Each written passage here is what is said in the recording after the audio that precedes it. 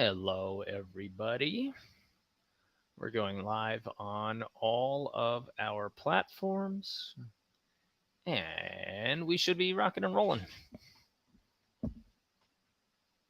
Yes, we should. Okay, I'm just doing a little sound check to make sure that everyone hear me. And if nobody stops me or sends me any DMs, then we know we are good to go.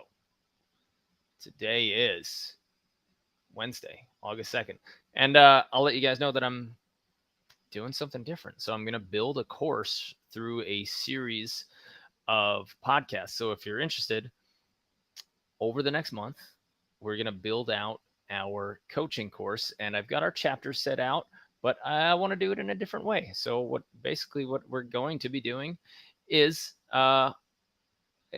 creating a course live and off the cuff. And I'm just going to use my brain, my history to be able to teach and share everything from my coaching history, my history as a player, and be able to do a bunch of miniature episodes at this time. So let's get started. All right. So today is Wednesday, August 2nd. My name is Mark Burrick. Welcome to Better at Beach. We do everything where we try to get better at beach volleyball. And we have started a coaching certification course that involves, I think it's going to end up being 16 weeks of classes or at least 32 episodes. And what we want some of our coaches to do, and when you sign up for the certification, is you go through the course. We have a bunch of Q&As with each other. Of course, you watch all the tutorials that we're about to create. And as a part of the completion of that course, you guys are going to have a practical session. Now, how do you achieve that practical session? Well, one of our first coaching students just did that. She came to our 3-day camp. And at our 3-day camp, we showed her exactly what we were doing. She got to work with all of our coaches.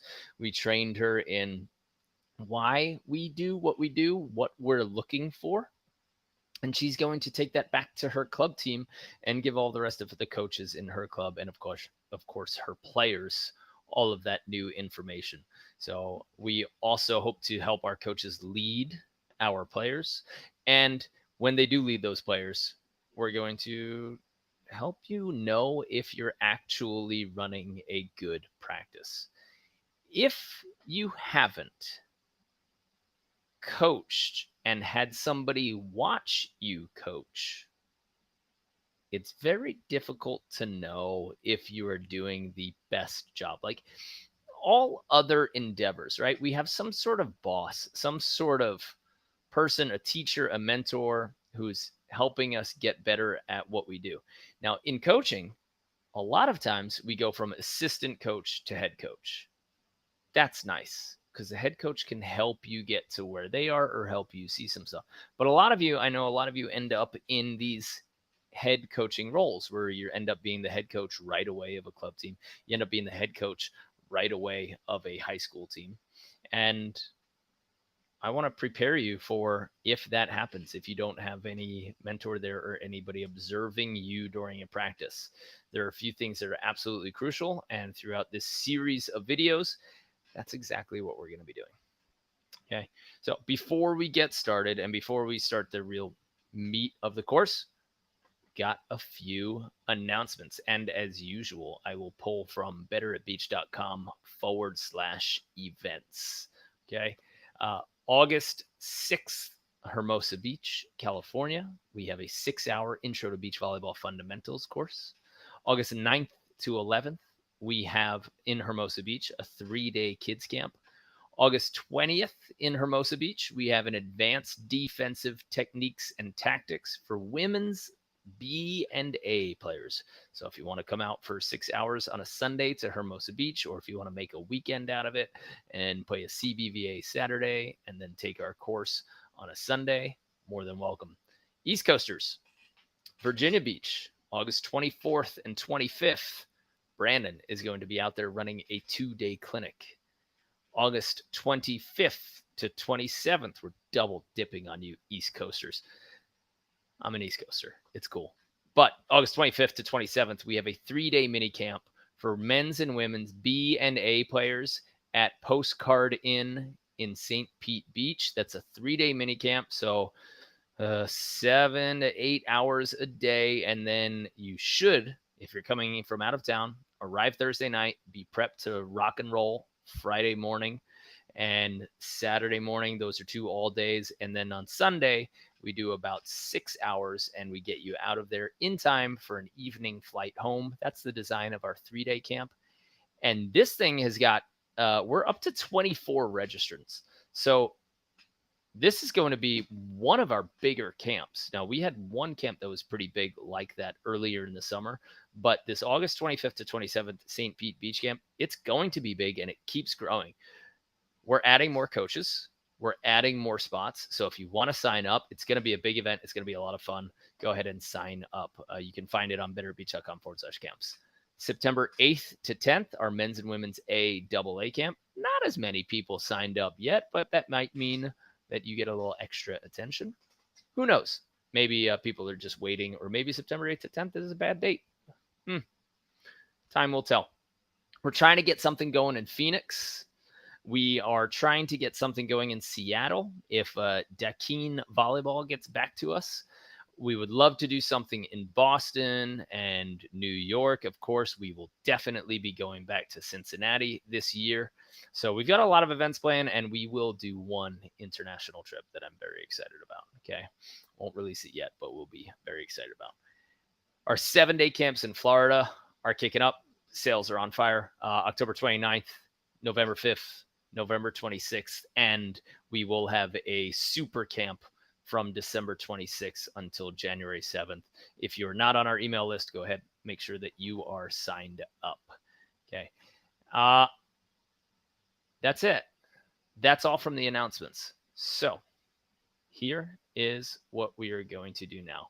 We are going to get into the nitty-gritty of coaching. So I'm going to act as if this was a fresh start.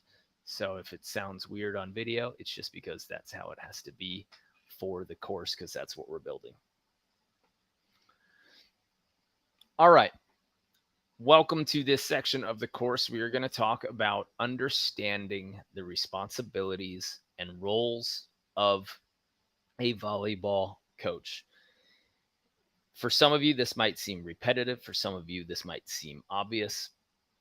My hope is that this helps wake you up in some ways that you're not quite woke. So the important part that we want to focus on is that coaching volleyball is not just about X's and O's. It's not how well you know the technique. For a lot of young coaches or new coaches out there, you get a new technique or you get a new set of knowledge, and that's all you want to focus on, and you drive that home. Some coaches only look at technique. They only look at X's and O's and who's winning. But the way we here at Better at Beach coach, the way we want to coach is way more in depth. And I want to give you a few reminders of what it takes to be an excellent coach. Number one, planning. So we're going to go over this, but I am going to say that if you're a lone coach, you need to be a version of all of this. If you have the ability to have an assistant coach or you get some help, cool. See if you can pad your staff so that you fulfill all of these roles, right? I'm not always a long-term hype guy. I'm like a short-term hype guy. So for me to walk in very excited, a lot of what I do is honestly, whether you know it or not from the podcast, I'm a teacher. I stay pretty flat. It's not crazy entertainment. I try to be funny. I often fail. So I'm looking for assistant coaches. If I were to build my staff, I would look for assistant coaches that want to bring energy, want to give lots of high fives, and want to power that side of it. Also, strict planning and stat keeping are something that as a coach, I have a weakness, but I want to make sure that somebody on my staff is actually doing that, or I have some assistance in that. But number one, roles and responsibilities of a coach is you have to plan. Planning in terms of tryouts, planning in terms of if you don't have an athletic director or club director, you need to plan way ahead for who you're going to order your apparel from, who you're going to order your swag from. Okay. You have to have that in mind way in advance. You can't let this stuff creep up on you. Now, if you are about to start a season or you're getting there and you don't know what your uniforms are going to look like in a month or 2 months, you need to get on that now and you need to start doing that. Okay. You also need to book courts. You have to be the court booker, the manager for this. You have to know where you're going to practice, when you're going to practice, and you have to set a schedule of confirm and reconfirm. So if you have changing locations, I know a lot of coaches, sometimes you practice at a church basement once, you practice at a YMCA once, and sometimes you get a high school gym. You have to know that people forget. Now, you could decide to put it on them and say, well, they have to remember. It's their job. It's also your job. Now, I'll share a lot of my stuff from business and marketing, but it comes into coaching. You have to set constant reminders so that it's difficult to forget. For me, that works in the form of my Google Calendar. Anytime I think that there is an event coming up that I know that is important or something that I have to remind myself of, like, hey, I want to see how this new sales page is doing, or I want to see how Cheryl's new arm swing is going. Well, I have to take her stats from today and the last 2 weeks, and then I have to set a date in my calendar and I have to say, on this date, I will measure the last 2 weeks. Since we changed this on our team, since we changed this with our player, what were the results? You have to set those as part of your plan. Okay.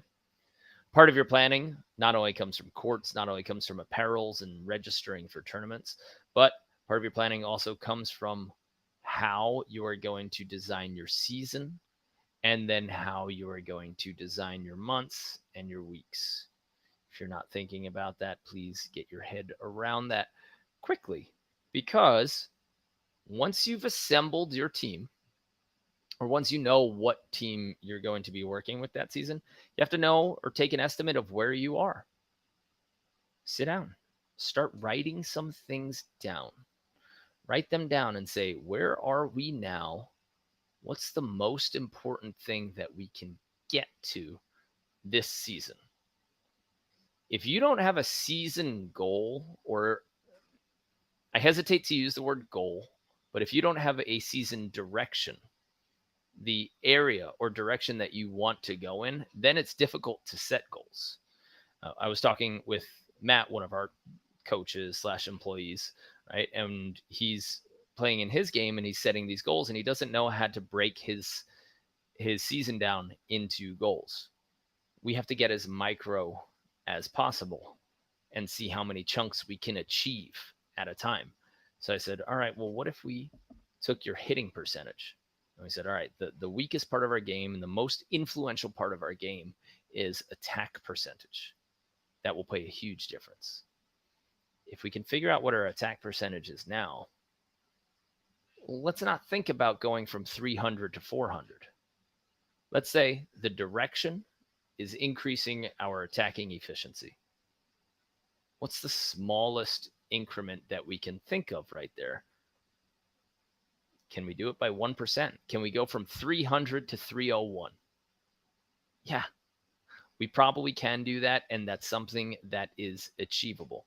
Okay, achievable is important. You want to make it realistic, but you also want to say, all right, I measured it. I actually did it. Without planning, without proper planning, you can't do this. So if that's the direction that you want to go, if at the end of the year, your priority is increasing your attack percentage, then you have to measure what your attack percentage is in week 1, week 2, and you have to set little milestones and put it in your Google Calendar and say, when are we measuring again to see if what we're doing is working? I'll say that most coaches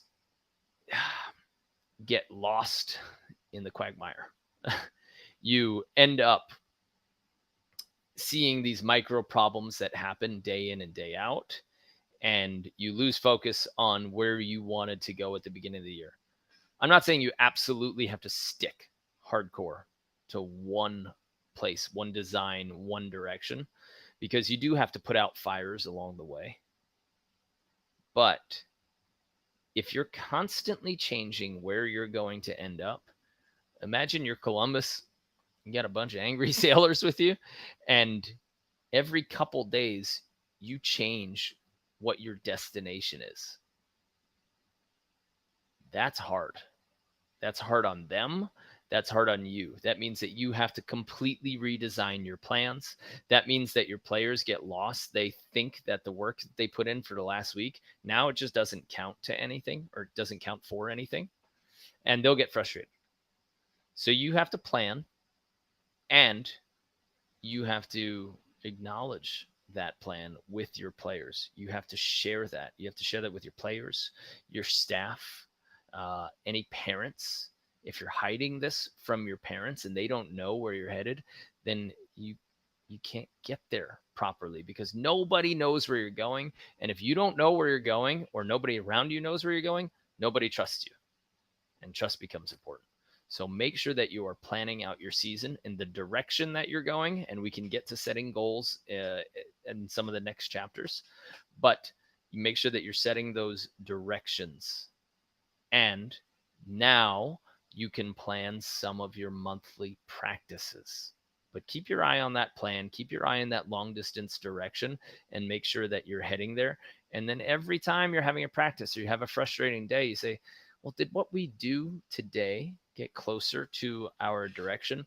And I will also say that you should try to control some of those. Like a championship is not attainable or reasonable for everybody. And it's hard to control, right? We like to control ourselves. So saying that you're going to end in a championship is very broad. Then you have to break that down into, all right, what was the last championship team to win? What was their hitting percentage? How many digs per game were they getting? What were they doing? Then we have to plan our practices to say what drills, what time spent on this will increase those numbers. Okay. So make sure that you are planning as a coach. It's one of your roles, one of your responsibilities. Next thing is good questions. We'll go a little bit out of order here. But a good coach asks great questions. If you're only telling with your athletes, well, they never learn how to problem solve on their own. What then happens when you're sick, when you can't show up? What happens to them outside of your team? What happens to them next year?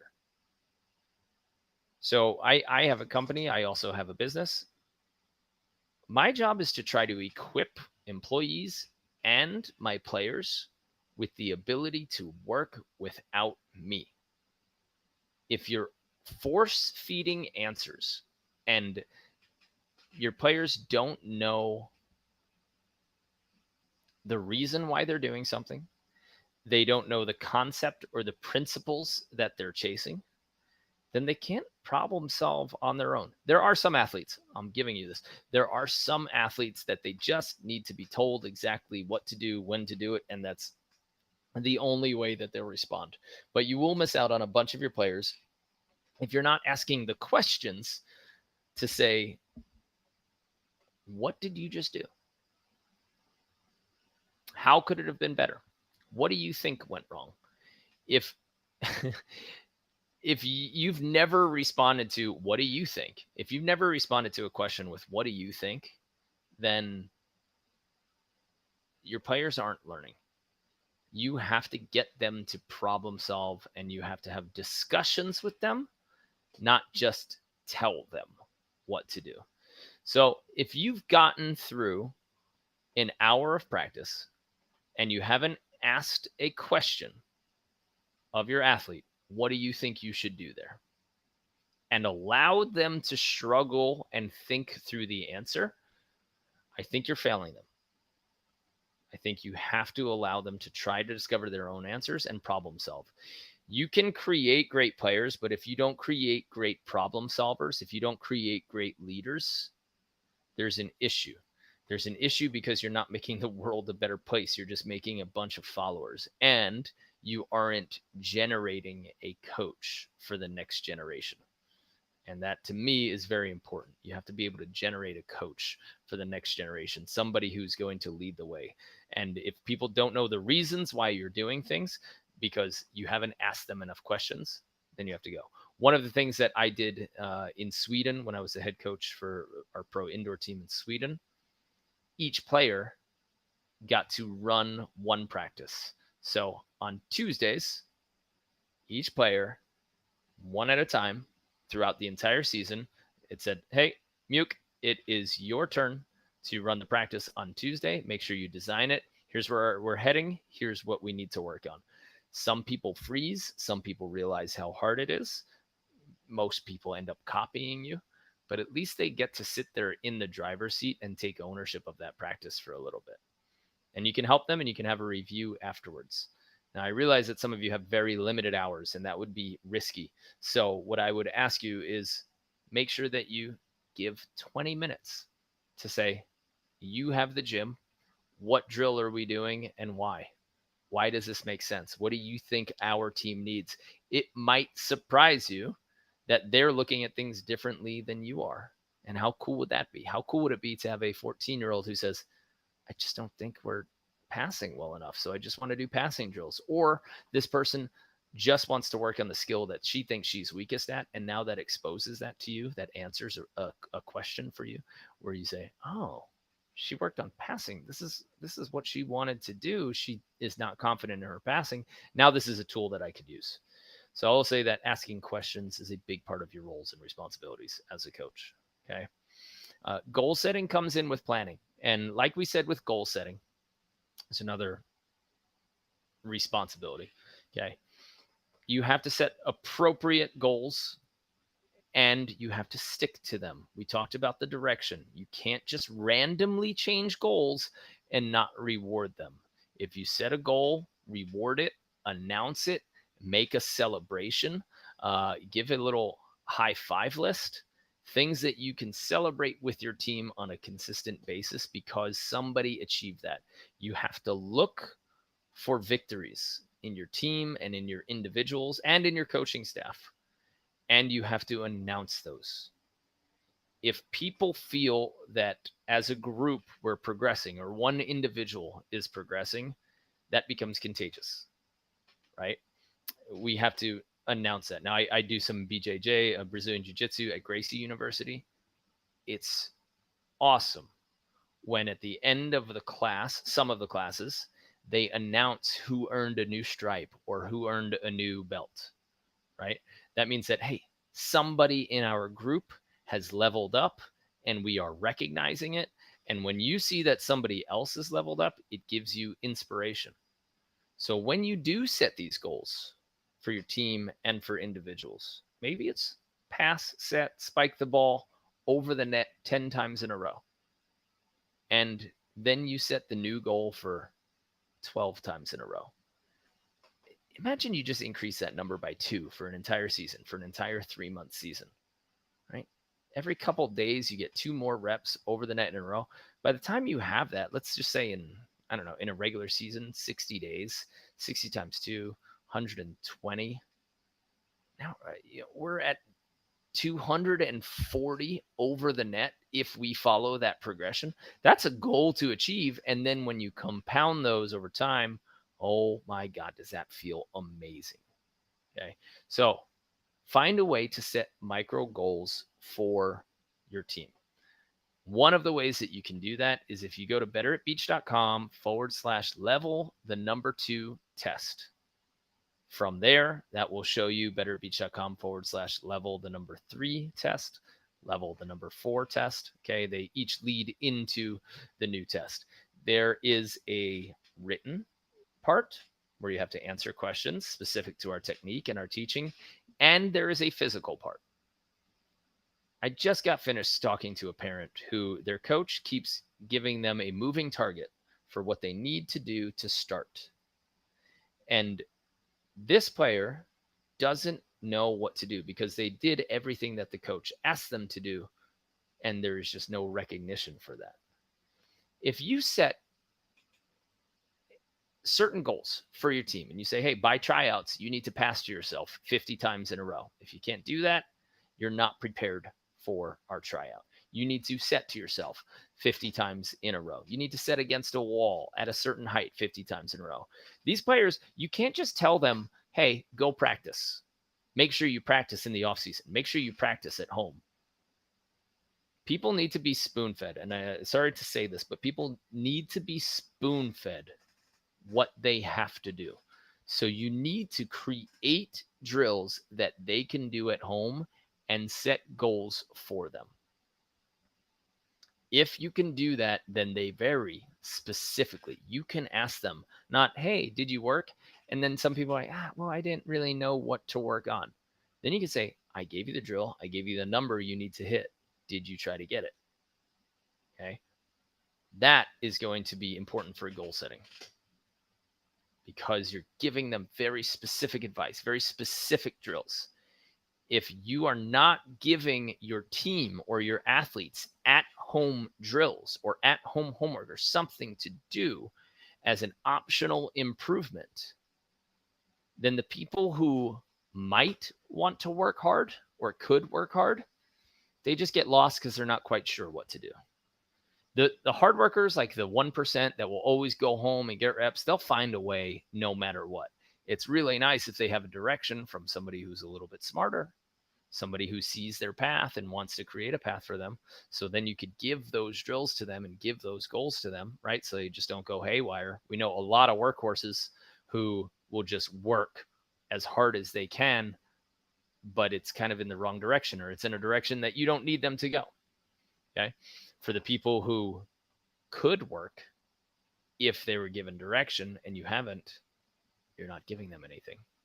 Okay. So then they'll choose not to work because it's too confusing to start.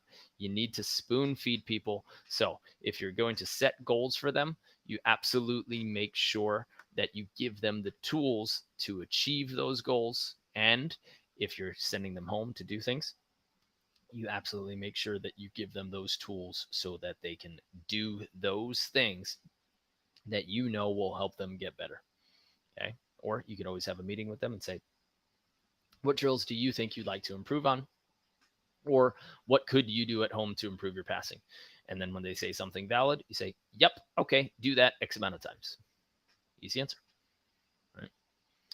Now, another role and responsibility of a coach is clarifying.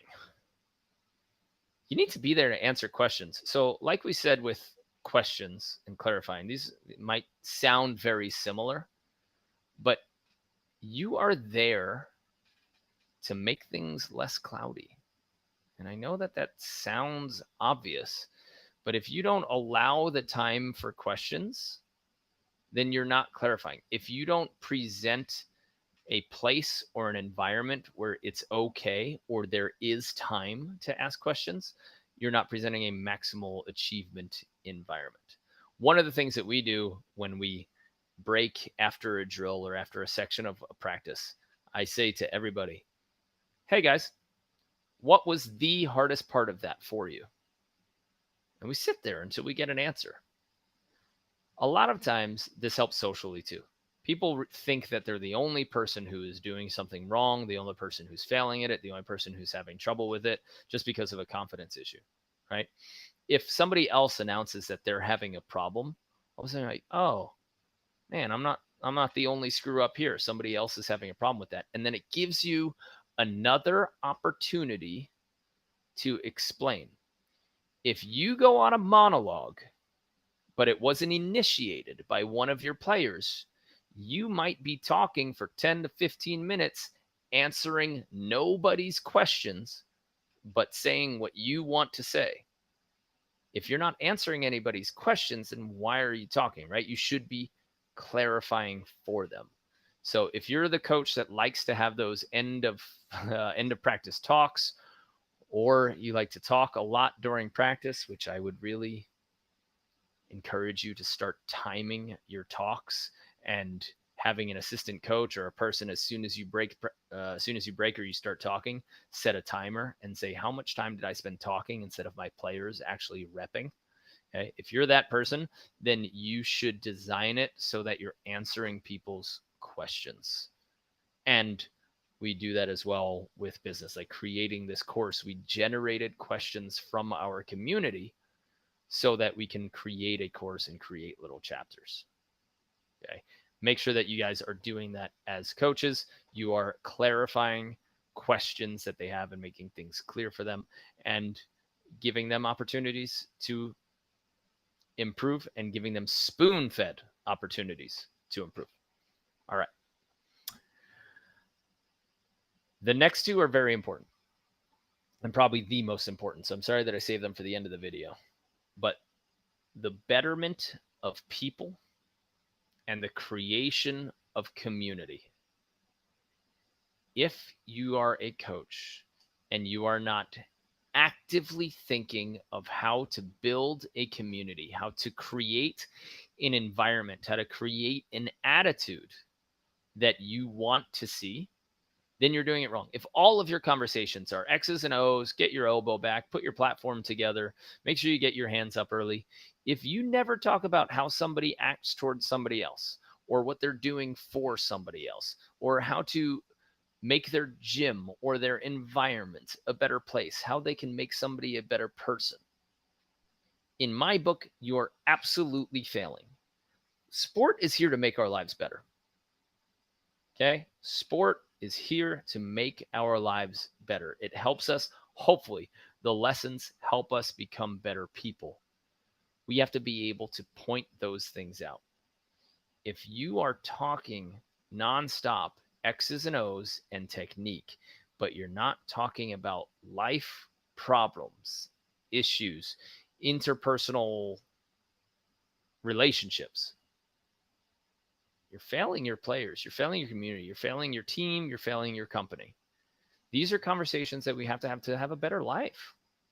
So if you're not creating a community, you're not getting everything that you could out of this environment. One of the ways, and I'll spoon feed you guys, one of the ways that we create a community is on our camps, our 7-day camps. We ask everybody to randomly find a partner, or we assign them to a partner because we're spoon feeding them. And then they have to make a secret handshake. Whatever. You have 5 minutes to create whatever song and dance you want. But when they do this throughout the week, then we say, hey, go find your handshake buddy. They find their handshake buddy and they get to smile with that person every day. They're connected with that person. Even if they have no outside conversation with them, they have that handshake. Okay. When I went to practice with Paris Volley, top France, Pro A France, everyone on that team had like a double tap and a little fist for when they saw each other. When they entered the locker room and when they said hello to each other, they all had a certain way of saying hello, and there was a secret handshake for them. Okay. This creates a sense of belonging. Remember that your volleyball practice as a coach, it can be the only thing that's good in somebody's life for a little bit. Okay.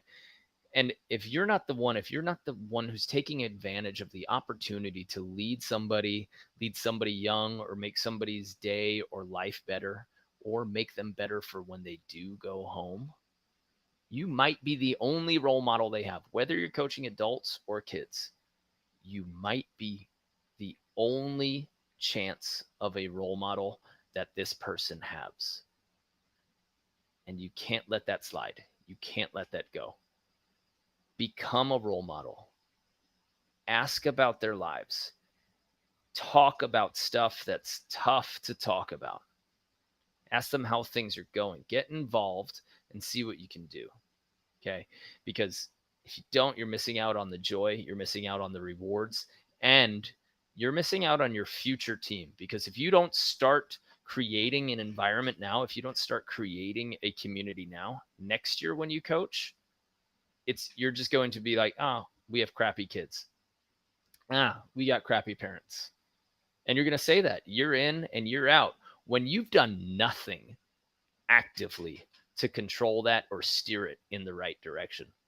You can't just blame attitudes, blame people without creating an environment or activities that actually influence it. So it is okay, if not encouraged, to try to find outside barbecues, outside social events. If you're running classes or running a company, then you create these social events where people can meet outside the court and get to talk outside of life. Okay. You can create community service events. Whatever it is, you have to put it on your list as a coach. I must create a beautiful community. And if you don't know how to do that, message me. We'll come up with some ideas. Okay. But start putting your head around how many times this year in this season have I done something, an activity outside or gotten off of the court, off of the X's and O's and technique stuff and workout stuff to say that my goal, my only goal with this is to make sure that these friendships are bonded tightly and that these people are becoming better people and they have an opportunity to talk to somebody and enjoy somebody's presence outside of what could be, who knows, but what could be something terrible going on at home or in their life. Are you creating the environment to help encourage a great community? Yeah. The way that we can do that is also our check-ins, which means that you're asking your players how they are, how their life was. I've said this in a few of our podcasts and a few of our episodes, but FORD, Ford. You can ask about their family. F, hey, how's your brother? How'd your sister do in her competition? Shows that you care and that you're listening to their family. Okay. You also might get insights into their home life, which is an important opening for conversation. F, that's family. O, occupation. If they have a job, if they don't have a job or they're, still of school age, then you ask about school. You ask how that test was. You ask how their new role at work, if their boss is still yelling at them, whatever O is, but that's occupation, which you could treat as occupation or education. R is relationships. As a community leader, as somebody, you should know what's going on. You don't have to know all the details, but you should know if you just have to open up the conversation so that if somebody's in trouble, they can talk to you, they can come to you. Okay. So we talk about relationships. If you don't want to talk about their romantic relationships, then you can for sure talk about their friend relationships. Like, hey, I saw you haven't been hanging out with Chase in a while. You guys all right? Are you, everything cool? Anything happen? You can start asking those questions so that you open up the doorway. And then dreams. What are their big life goals? Things that they're excited about. Try to remember those.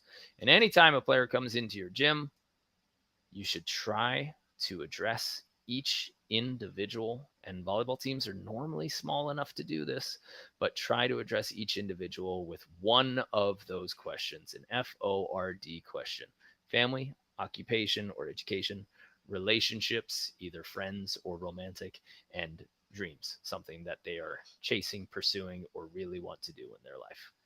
Okay. So I think if you can tackle all of those roles and responsibilities, that you have gone a long way as a coach. And if you have any questions about that, I'm happy to answer them. Just shoot me a message or post in the Facebook group. That's all from me today. Really appreciate your time.